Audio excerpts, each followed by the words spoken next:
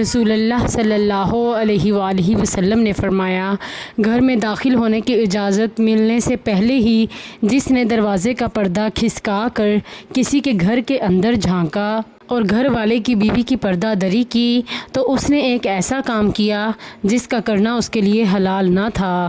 جس وقت اس نے اپنی نگاہ اندر ڈالی تھی، کاش اس وقت اس کا سامنا کسی ایسے شخص سے ہو جاتا جو اس کی دونوں آنکھیں پھوڑ دیتا تو میں اس پر اسے خون بہا نہ دیتا۔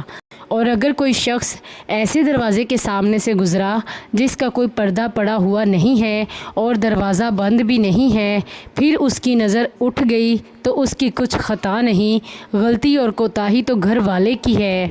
سنن ترمذی حدیث نمبر 2707۔ ایک شخص نے رسول اللہ صلی اللہ علیہ وآلہ وسلم کے حجرے میں ایک سوراخ سے جھانکا۔ اس وقت نبی اکرم صلی اللہ علیہ وآلہ وسلم کے ہاتھ میں ایک لکڑی تھی جس سے آپ اپنا سر کھجا رہے تھے۔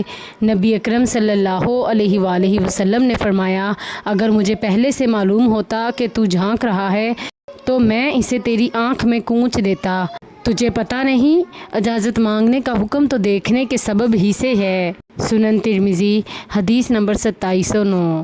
نبی اکرم صلی اللہ علیہ وآلہ وسلم اپنے گھر میں تھے، اسی دوران ایک شخص نے آپ کے گھر میں جھانکا۔ آپ صلی اللہ علیہ وآلہ وسلم تیر کا پھل لے کر اس کی طرف لپکے کہ اس کی آنکھیں پھوڑ دیں، لیکن وہ فوراً پیچھے ہٹ گیا۔ سنن ترمذی حدیث نمبر 2708۔